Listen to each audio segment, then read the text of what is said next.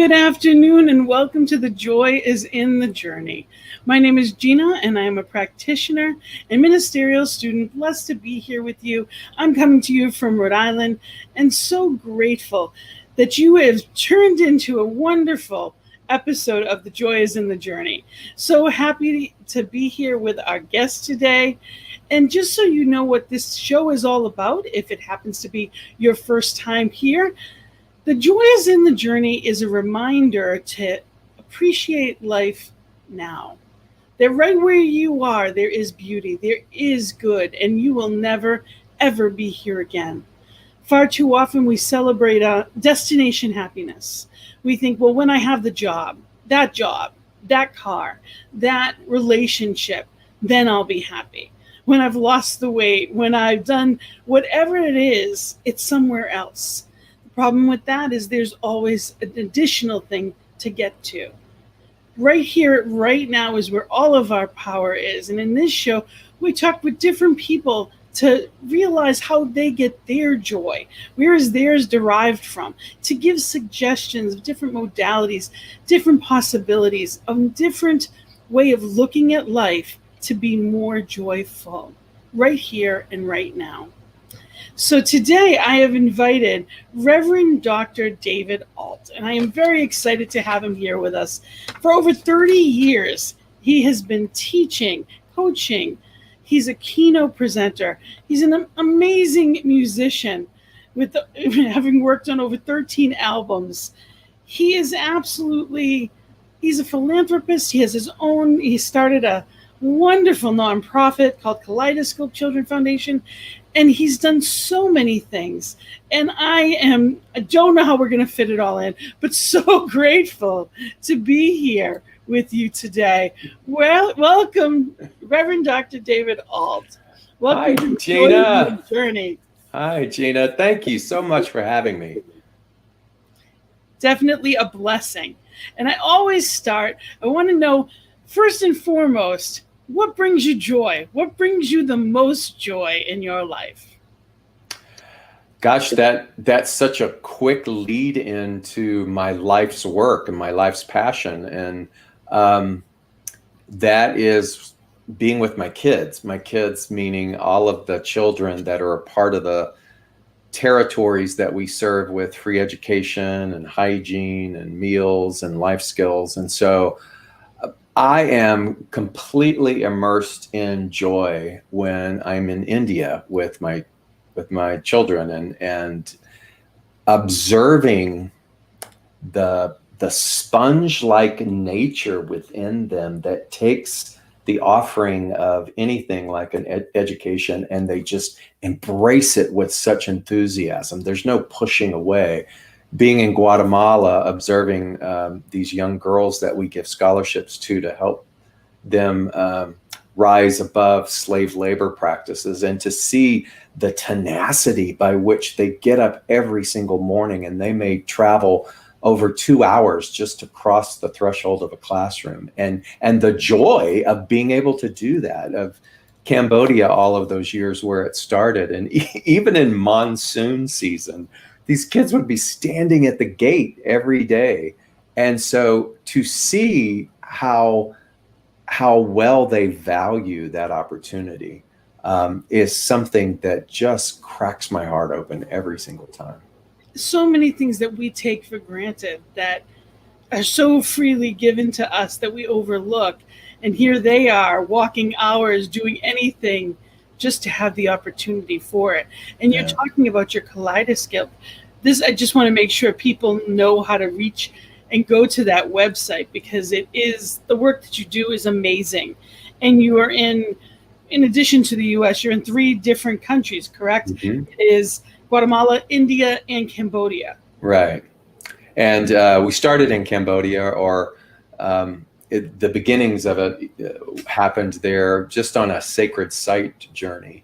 You talk to a lot of people and they will tell you what's the most inspired want-to-go destination in the world, and believe it or not, it's Siem Reap, Cambodia, because one of the ancient wonders of the world is there. It's called Angkor Wat, and it's the largest spiritual complex in existence. And so many, many people come there. I knew nothing about it in the early 2000s, but had an opportunity to take people in 2004. It was a part of a trip that also went to Thailand. And I tell you, when I landed, you ever been somewhere and you go, gosh, this feels like home? It's just inexplicable. There is this affinity instantly. And even though it was just so hard and difficult to witness the poverty at that time, it felt like I was home. And circumstances happened there, but yeah, those places and those kids are just my heart. Sometimes I think that those feelings, maybe those past lives, or there's other opportunities that maybe we were there. Maybe it's more familiar than we realize. You never know. Yeah, we should come back to that because I have something fun to share about that. But go right ahead. We don't have to come back. Well, today, whatever is meant to. Okay, cool. So I love Ram Dass, the teachings of Ram Dass. I used to joke and say I was a closeted Ram Dass devotee for decades. And I just pour myself into his story and his teachings. And in fact, if you ever go to Be Here Now, the network, you can listen to just hundreds and hundreds of archival talks of his. And one of the things he always used to joke about is he would be at a lecture. These are all archived lectures over many decades. And he would get up in front of the crowd and he'd say, "So lovely to see you all again." And it would be somewhere he'd never been. And his philosophy and his belief is that, yes, there is this thing called incarnation where we take on the different personas, but there's also Matt Kahn, if you're a fan of Matt Kahn's also, who's relevant now, he called it a meta incarnation, meaning that Gina, you've been doing Gina countless times. David, I've been doing David countless times. And the first time that kind of sunk in, I went, sometimes those deja vus mean that I, David, have been in this very same spot before. It's kind of mind-blowing to think about it. The Buddhists have a thing called the net of Indra, which is like prisms in a net, and it just every mirror reflects into the other mirror, and then you start to see the infinity of it all. And so when I think of the infinite quantum nature of reality, I go, why not? Meta incarnations.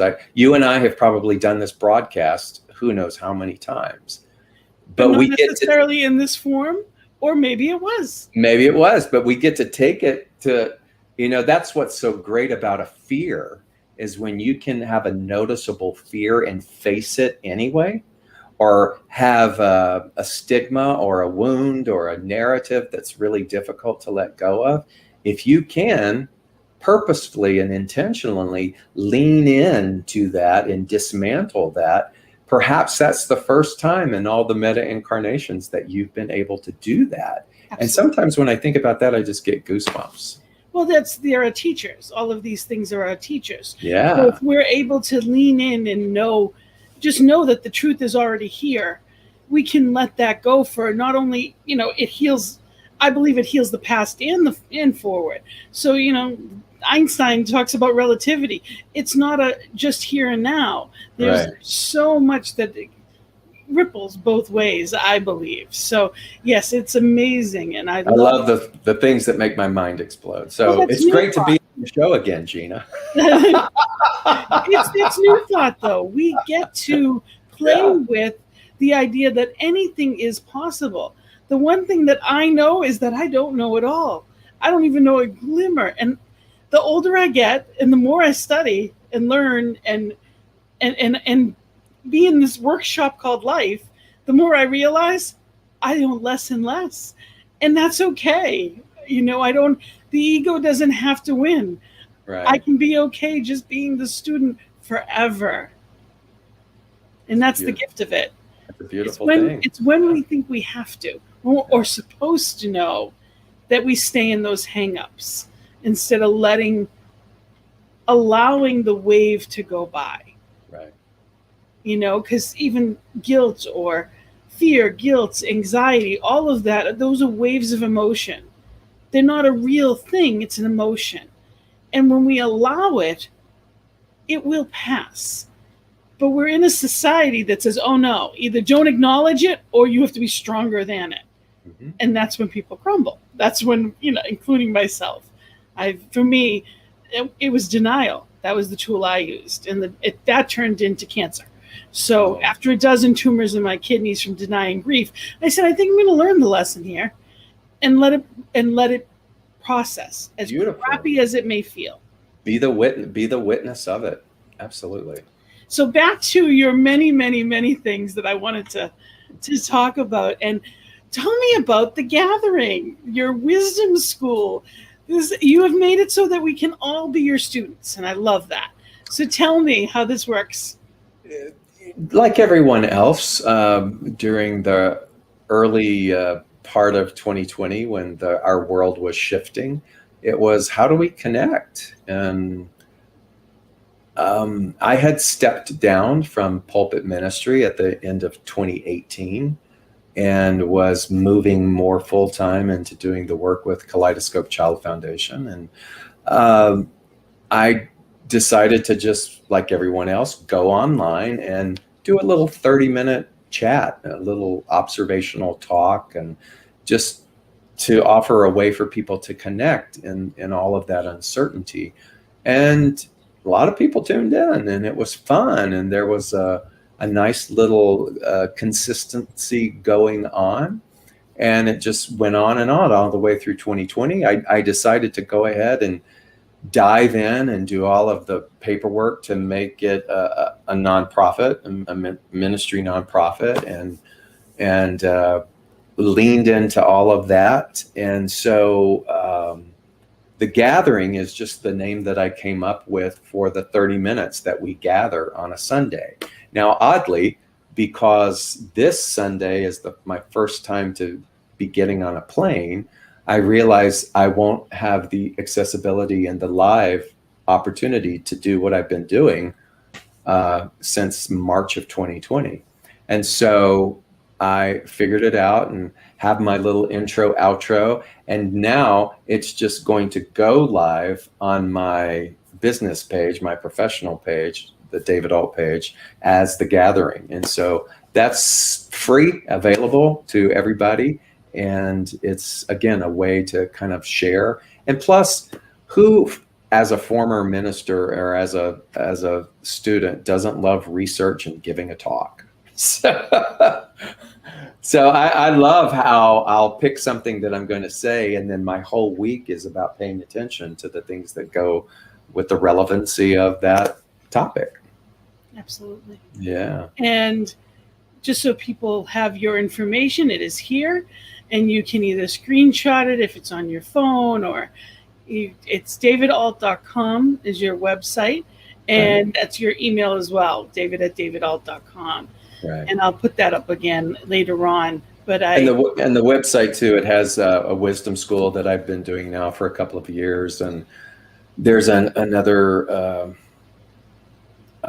7-week thing I'm doing called Quiet on the Inside that people can take for classes, and I've just had so much fun teaching. That looks fabulous, because there's some wonderful topics and books that go along with that. So I was looking at that, and that looked fabulous. So again, people can take a look at your website, davidault.com, to go to that. And you had spoken at Concordia, where I'm now in the Greater Boston CSL, but I was at Concordia for years, and you've spoken there several times, and I know you go around to many different CSLs and probably unities as well. Right. It's such a gift to know that there are people, like-minded people, with that open thirst for truth, and that freedom of expression, for conversations just like this, where we can talk about, well, this may be the dozen time that we've done this. We can say whatever it may be, and there is no against. Yeah. Because there is only one. what a gift to have a platform like this to share that good news, that there is no against. Whatever you believe, you're welcome here. And we've actually had guests that are everything from mediumship to, we've talked about precious oils, essential oils. We've talked about Reiki and Ayurvedic. We've talked about all types of different medicines. And as far as the holistic side, it's so important to know that there's more than just mainstream. I was blessed to have a teacher in my early lessons and study in religious science, and her motto was, "Whatever gets you through the night." Please share more than that, because I loved that. Name drop it. Loved that. Her name is Maureen Hoyt. She's still very much fully present and amazing, and a wonder. It was a great entry into this, where there was such rigidity depending upon where you went. Yes. And when she would say, "Whatever gets you through the night," it was carte blanche, open, available to uncover what it is that resonates for you, and to not make anything wrong. And I really love that. I love the smorgasbord ability to be able to partake of the things that have deep meaning for me personally, and to understand that not everybody is the same. Absolutely. Yeah. And you're from Texas. How long have you been in Atlanta? 11 years. Yeah. And over the past, it's been quite the year and a half to 2 years at this point. Tell me, especially whether it's from the point of view of the foundation, or whether it's the point of view of where you are now in Atlanta, just in general, what has been your experience? What has been the wisdom, or some of the lessons that have come out of that? Because there's good here, mm-hmm. and we have to look for that good. What is it that has called to you in that? There's a word called Bodhisattva, and basically it means to help alleviate the suffering of others. I don't know of any other holy or mighty work that we can do as sentient beings than to surrender to being a bodhisattva, and understanding the multitude of ways in which that can be delivered and expressed. Because in the mass forgetfulness, when we do forget the inclusivity, when we do forget there is no us and them, and when volumes of the population don't even understand what that means, the best way to bring it all home, the best way to dissolve whatever resistance and restriction there is to be a bodhisattva. And so the Hindus call it karma yoga. It's what is my creativity? What is my gift to the world? And so when we can get really solid about what our karma yoga is, and then we give that our all, our whole heart, and become wholehearted in that path, there's nothing sweeter, in spite of appearance. When I would taught so many science of mind classes over the years with many, many people, and I used to tell or give a mantra to my students, and I'd say, repeat after me. No, I can't remember it. Oh, that's so funny. It's about, in spite of appearances, there is. It'll come back. I'm dehydrated. It's okay. It'll come back. Not to worry. Even in the apparent absence of. That's it. And then there's a little poetic turn of phrase to it. So even in the apparent absence of. So even in the apparent absence of civility, there is civility. Even in the apparent absence of solution, there is solution. Even in the apparent absence of love, there is love. There's nothing that is void of that truth. It becomes our personal mission then to move beyond, or to get beyond, or to allow what is beyond to reveal itself. And that's nobody else's responsibility. So to be a bodhisattva, to help move people to the beyond the appearance, I think is amazing. Brain kicked back in. I understand that all too well. I love, being the change you wish to see in the world. That's what really, the Peace Circle on Monday nights is all about, is that, well, what do I wish to see? Who wouldn't want peace? Inner and outer, who wouldn't want that? And am I contributing to it? So in this sense, it is when we're seeing things that aren't the way I would choose for them to look, am I contributing to how I want them to look? Or am I complaining, which magnetizes more of that? So what am I doing? Am I being part of the solution, or am I creating what it is I'm seeing? So it's there's so many layers to, and it doesn't mean, it's so important to note that it's not bypassing. It's not about, spiritual bypass, is dangerous. There's so many people call a thing a thing. When you see it as it is what it is, and you're seeing that, it doesn't mean that it's staying that way, or that it's really that way. But whatever is apparent right now is showing up to teach me something. And if I'm not acknowledging that, it's going to go deeper right where it is. Not everything is as it seems. And how do you make that meaningful instead of just some kind of bumper sticker wisdom? How do you embody that? How does that comfort you? How do you bring integrity to that truth? And the only way that we do that is through our personal practice. The phrase that we've always, we made popular about insanity, that's doing the same thing over and over and expecting a different result. Well, last year I just had this epiphany about a new definition of insanity. And that is looking at a single plane of existence, or a singular dimensional problem, and only leaving it at that, whereas living in a multi-dimensional experience and trying to fix it with a singular dimensional answer, meaning that everything's not as it seems. And it takes a bit to reorchestrate the consciousness, the self-awareness, the mind, to understand what a quantum world is.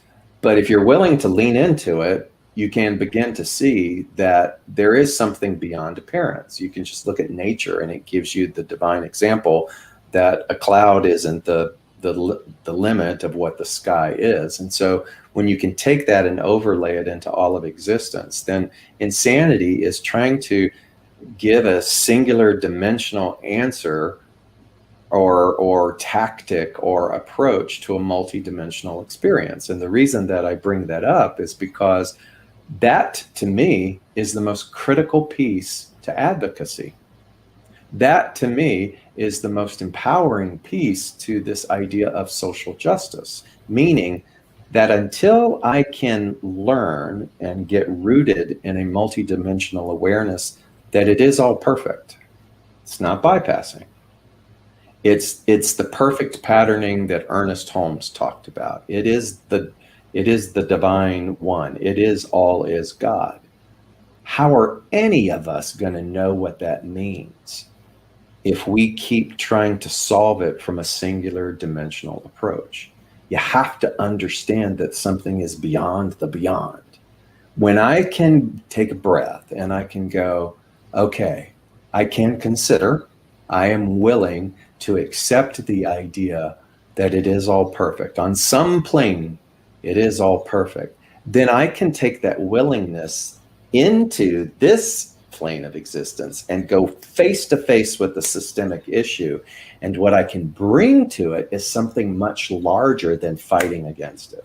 What I can bring to it is a vision that doesn't have to be explained. What I can bring to it is an energy that doesn't need any defense mechanisms. It just stands in front of it. And in that moment, that systemic issue begins to soften. That's what I feel that we need. You know, when Showing yeah. up, and not as love, as I don't want to say the word solution, but showing up, embodying the energy at the level of what I know is true, Mhm. as opposed to being distracted by what I don't want. Because there is no against. And yet, against is something that we run up against every day. Yes. Against. I mean, it's just there. It's a part of the human curriculum. And we're all going to take the curriculum. So there's no getting around it. But the beautiful thing is that then notice what you are against and then lean into it. Notice what the fear is and lean into it. Instead of trying to protect yourself or cultivate a lifestyle that doesn't have to look at or that avoids that at all costs, we get to lean into those things. I want to make that spiritual philosophical truth true for me. I want to know that God is all that there is. And there are many days that I don't know that, but I want to. So instead of just saying it, instead of just, teaching it, how am I going to live it? Man, there was somebody at a CSL conference one year, and he said, people don't want to hear a sermon. They want to see it. They want to see a sermon. Never forgot that. You said on your website, you said you love leading through example, and you abide by the motto that people would rather see a lesson than hear one.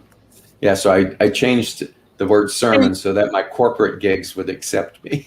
But it really is. It's being that example that, be the change. And what does that look like? And what, how can I be in a place of againstness and think anything's going to be fixed? Sometimes, oftentimes my prayer, is, Spirit, fix my eyes. Because it's the lenses that I see through that see things I don't like. It doesn't mean that they're wrong because I am not liking what I see. So, another prayer that I've heard that's very quick and it helps me immensely is, bless them, fix me. So fix my eyes that I may be at peace, and bless whatever it is I see. Bless them, fix me. And that helps me remember that I'm the only one that I can do something about. I can offer prayer, I can offer energy and love and know the truth of anyone, but I'm the only one that I can change. And I'm a full-time job. So if I'm looking at you, then I'm not doing my part. So, that fix my eyes reminds me that, that if I can't see out the window, it may be on my side. And it's a different way of what if? Yeah. What if they might be right? Why does there have to be a right and wrong? Because that's how we feel. And it's learning how to coexist in that loving space. I mean, imagine if you had 30 minutes of full-blown awareness that God is all that there is. Imagine. And then look at how that is the cornerstone of our teaching. But I don't know very many of us who really abide in that. And so it's not a right or wrong thing. It's a calling. It's a calling to go deeper. It's a calling to turn to all of the things that might be obstructing our vision to be able to see that. It's a beckoning. It's a beckoning to something that wants us to understand we are far more than what we believe we are capable of. Very true. Wayne said, it's all a design to just blow our minds. Eleanor Roosevelt, she used to say, you must do the thing that you think you cannot do. Yes. And I love that. And because when you do the thing you think you cannot do, you come to the realization that you could have always done it. And then you go on to the next thing that you doubted before. And we spiral, and we just keep spiraling up. Yeah. Because we are the examples for our children, for our family members. We are the examples for everyone we know. And if I allow limits to be on me, then I'm just going to think, well, that's all there is. You know, and it's not that that's all there is. It's all I've known before me. Mm-hmm. You know, if that's all there is, then we wouldn't be here, because spirit wouldn't need to express more. There wouldn't be new people born, babies born every day. You know, your prayer reminds me of my favorite quote. Anybody ever ask you what is your favorite quote, Gina? Do you have one? I do. Marianne Williamson's. Okay. The one that Nelson Mandela said. Right. Long one. Your playing small doesn't serve the world. Okay. The whole quote, though, I love every bit of it. It's so powerful. So thematically with Marianne Williamson is it's from A Course in Miracles, and it is love brings up everything unlike itself. And it never landed for the longest time. Back in the day was a student of the Course in Miracles, and then one day it hit. If I stand before you and I say that I'm an advocate for love, then everything unlike love kind of rises up, like steam on a pond. It rises up in my field of experience in order for me to choose differently, in order for me to bring integrity to my advocacy. So peace brings up everything unlike itself, not because it's like trying to test me, but in order to support my intention. You remember in the day when people go, don't pray for patience because you'll get it. But I'm not gonna lie to you, I still do not pray for patience. But another way to view that is I'm an advocate for patience. So then everything unlike or that requires patience, it bubbles up again, and it's like okay, what if we did that with all the cornerstones of all the virtues and the things, and realize that when we advocate and say I am for that or I am that, then it bubbles up like it should, like it's a natural part of the process to slough off and to make space for more of that intention. And we're always going to be handed opportunities to be that. And it wouldn't mean anything if we didn't have to go through something to be that. Mm-hmm. And I don't necessarily like the word lessons, because it denotes, just like I don't like the word work. It is our journey. Just like this, the joy is in the journey. Right. The journey is not, it's 95 here today. That's a little bit warm for me. But I don't have to like every day of I don't have to like every moment of every day the way that it may look for it to be perfectly the way that it's meant to be. There's a lot of stuff that happens. Life is colorful. Yes, and it is. There's many blessings that come from those colors. Yeah. Far more than just the easy days. Right. That's right. So tell me about your books. You have two. You're a best-selling author, and I'm going to show them both. So I want to just tell me about the grass is greener. I let me preface by saying it takes me a long time to write a book.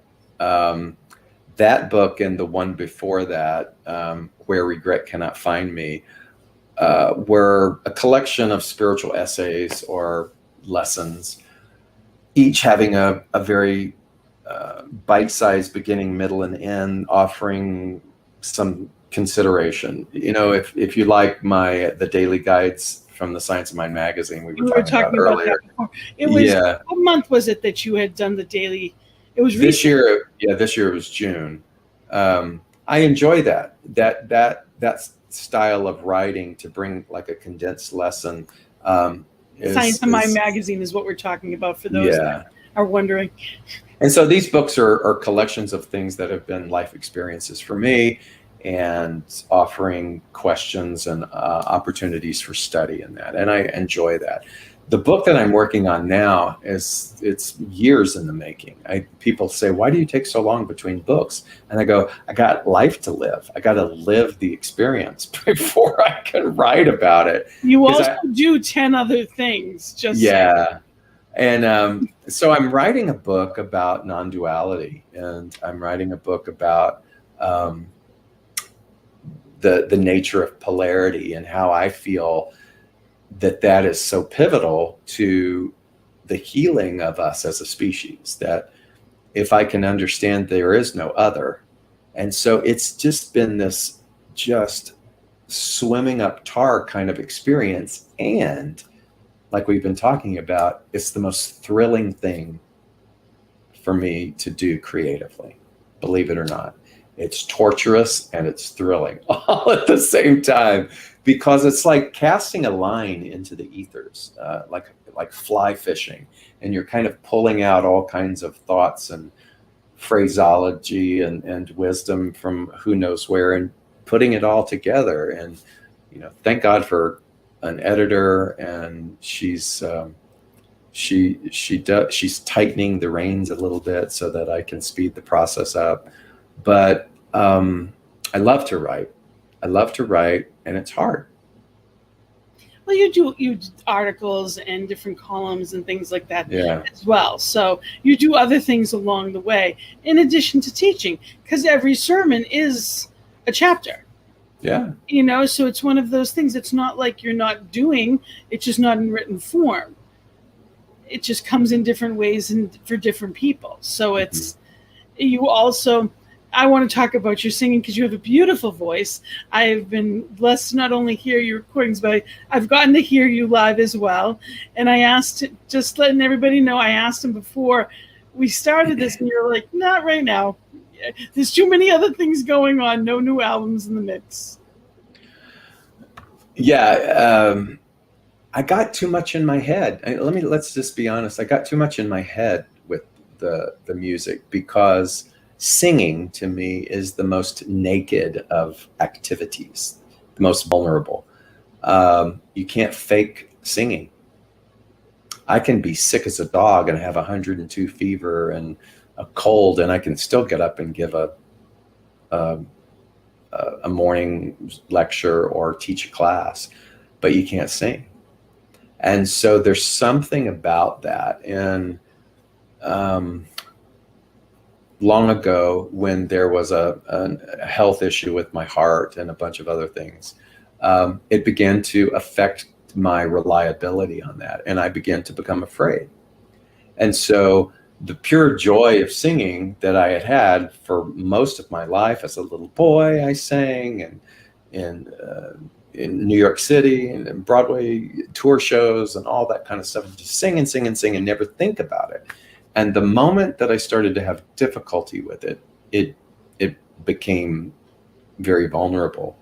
And then I kind of lost it there for a few years. And the journey back then, and what's so great about it is I can talk about it and I can say it's still kind of vulnerable.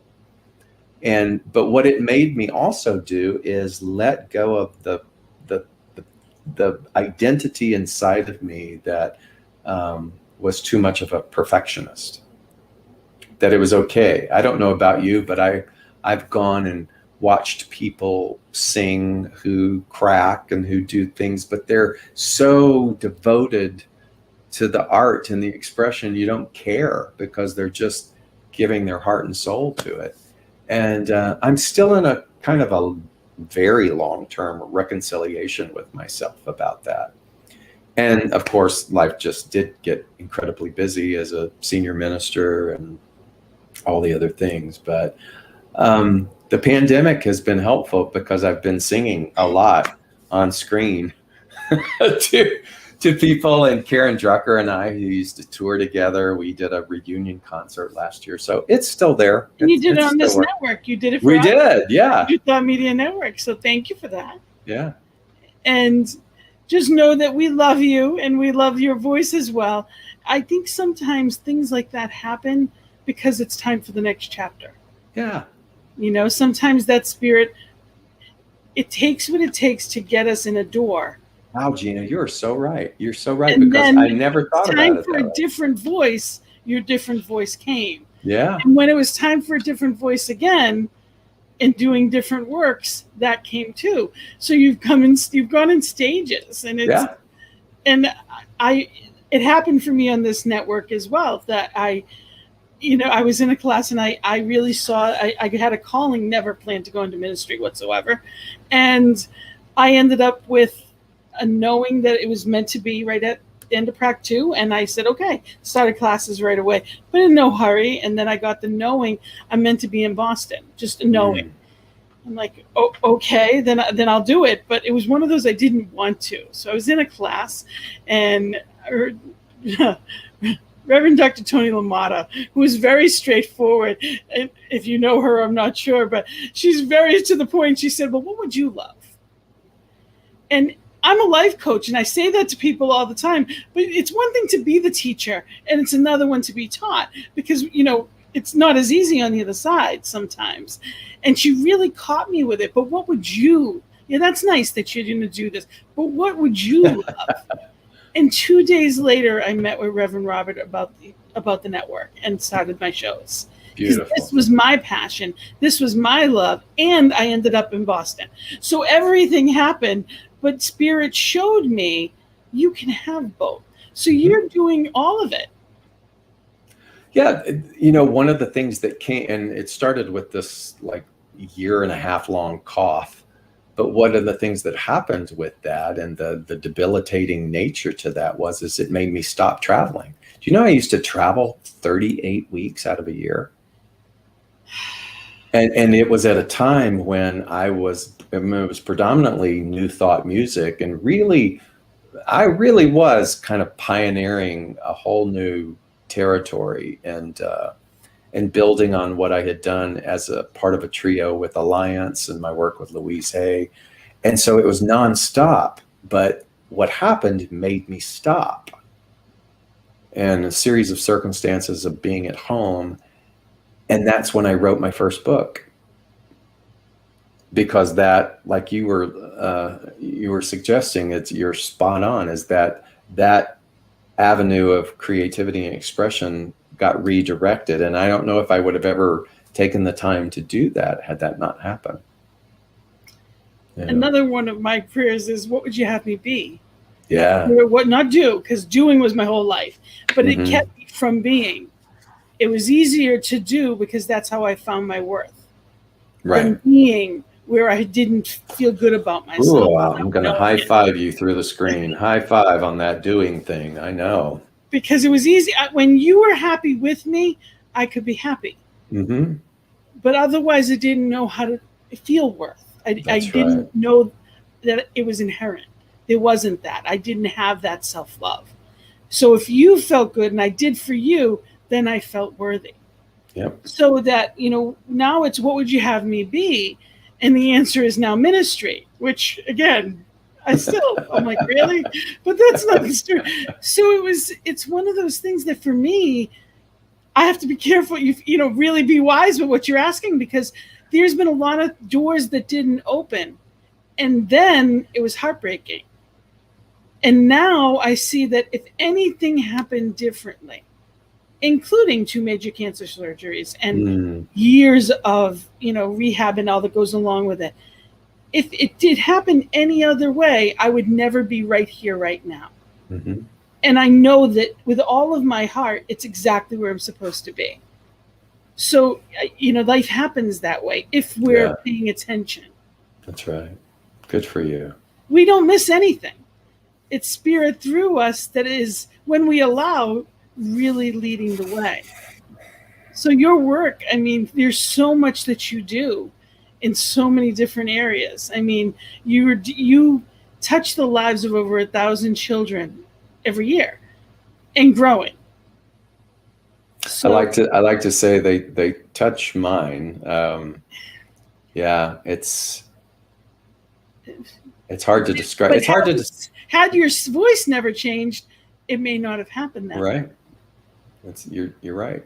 It's hard to describe. You know how we talk about words can diminish the experience. Oh yes. So words diminish the experience when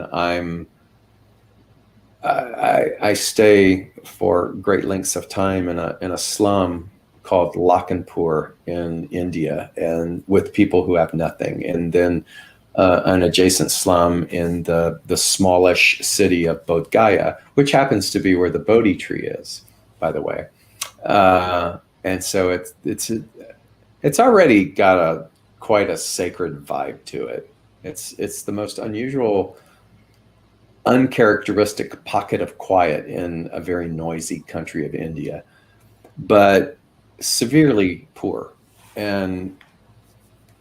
But to bear witness to the generosity and the joy, I was there in 2017, and I was there in May. Never go to India in May, by the way. That's free advice. Heat, probably 115 degrees every single day, and I was there for several weeks. And we went because heart surgery had been postponed for me here, and then we finally went. And because we were going to break ground for the school we were building in this slum of Lakhanpur, and it needed to move forward. And yet, in the Hindu culture, you got to have the ceremony, and you got to call the Brahmin in, and you got to do all that stuff, and that's necessary and important. So we're going to do it. So we go in May. Well, I get a heat stroke about like 2 days before leaving. And I'm in the classrooms in Bodh Gaya, and I'll spare you the details, but I looked to my administrator. His name is Nandu. He's in his late 20s, and he's a genius, and he's done such amazing work for us. And I looked at him and I said, I don't want to make a scene, but so he kind of put his arm around my neck and kind of walked me down the little stairway of the building to where his family lives in the slum. Like literally move past the goats and the cows and you're there. They lay me on the bed, the only bed that they have. It's a large family, large typical Indian family.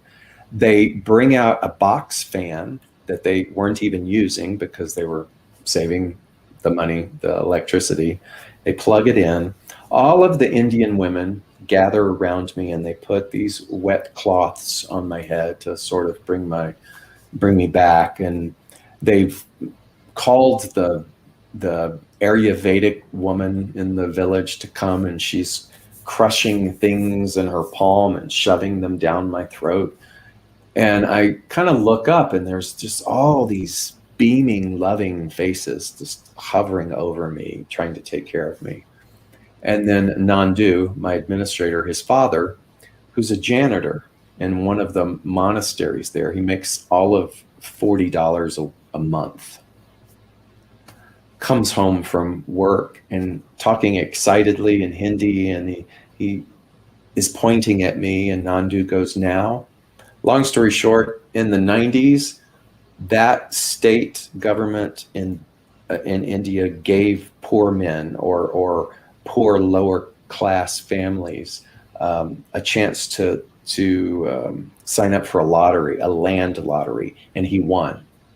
He won this prime piece of land in one of the most sacred cities in our religious history, Bodh Gaya, because it was to try to get them to farm it or to develop it, and he never could. They just never had the money. I'm lying on the bed, Gina, and he gave me that piece of land. He gave me Kaleidoscope, that piece of land. I tell you that because some of the poorest people in the world are the most generous people that you will ever meet. And some of them are the happiest as well. And he couldn't have been more happy to give me that. He was going to give it to Nandu, his son, but because I had hired him, he was trying to speak and to say, you know, you will always be a part of our family. And so that piece of land will become, it will develop into not just a school, but a center for all of the girls in these slum rural territories that we're educating to have a place to work, like contractors. We're teaching them tech and hygiene and science, and to develop a skill so that they have their own autonomy for the first time, breaking multi-generational illiteracy.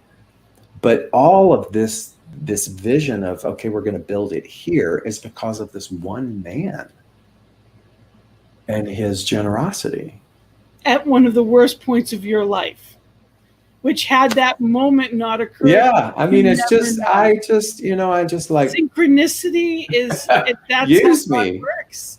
You know, if you look at the background of of our screen right now, it's just that dust in the palm of your hands. That's what spirit, that's what spirit uses for us and through us if we allow it. Right. And you actually shared that story, which I love, in Science of Mind magazine in June. I did, yeah. And I remember it. I just was so touched, because people often think that they don't have something to offer. Spirit, as you, is living and breathing. You have so much to give. It's finding what it is that's yours. Mother Teresa, 2 hands and a heart is what she would have. And she would walk into these awful, the worst of Calcutta, as people are dying, but she gave people dignity. She gave them love. She fed them. She stopped the world war, so that children from an orphanage could be safe. Like, this little woman did so much, and it wasn't through might.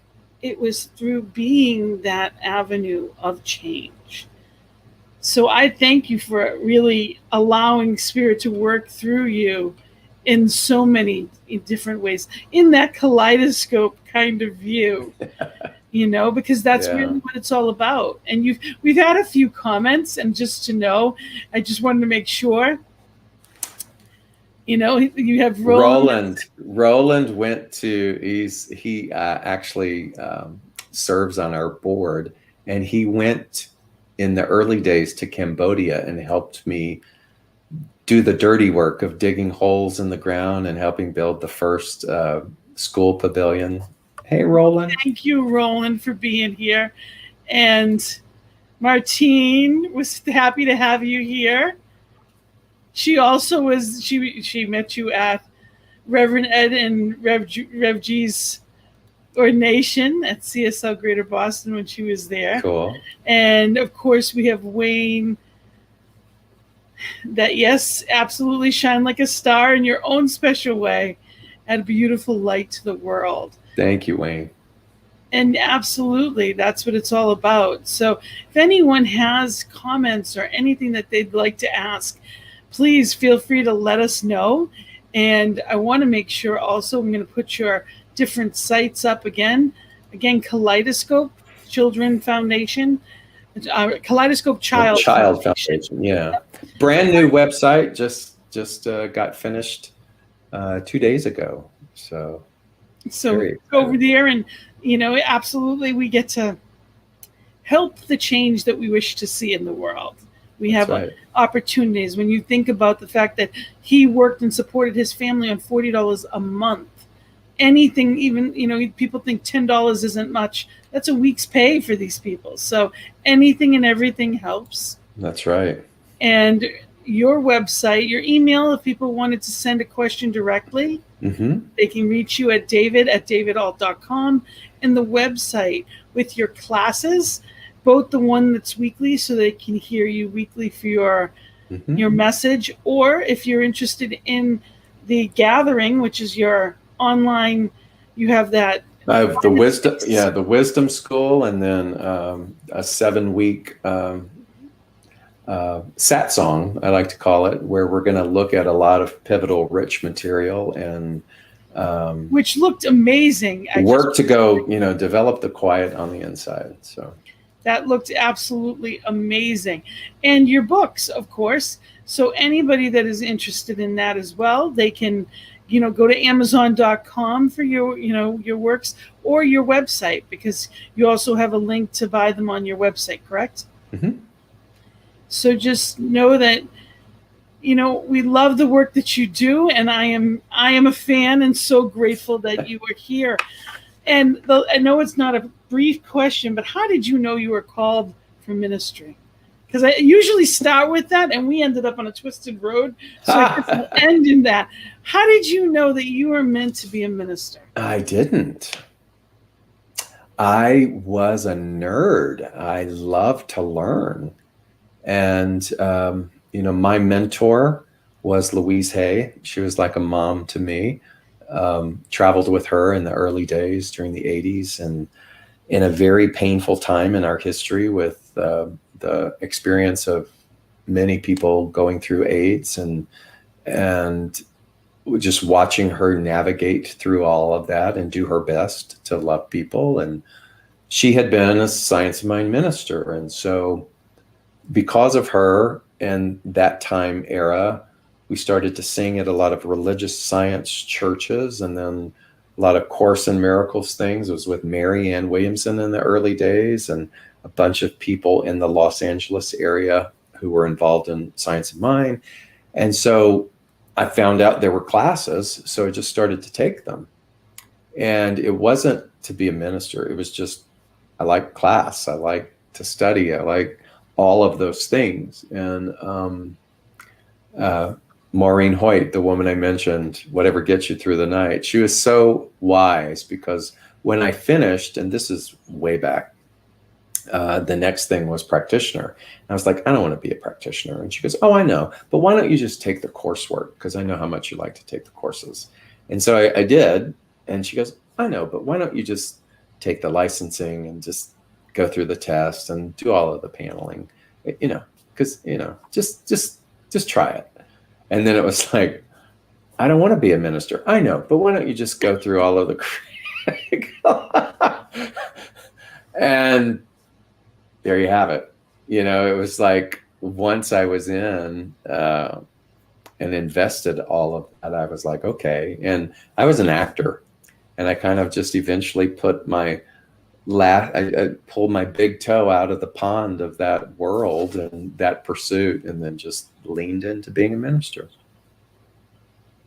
Well, I, for one, am grateful that you did, and grateful for all that you put forth in the world. And I can't wait for you to come back and tell us more about it. So Okay. I hope to see you again soon here on The Joy is in the Journey.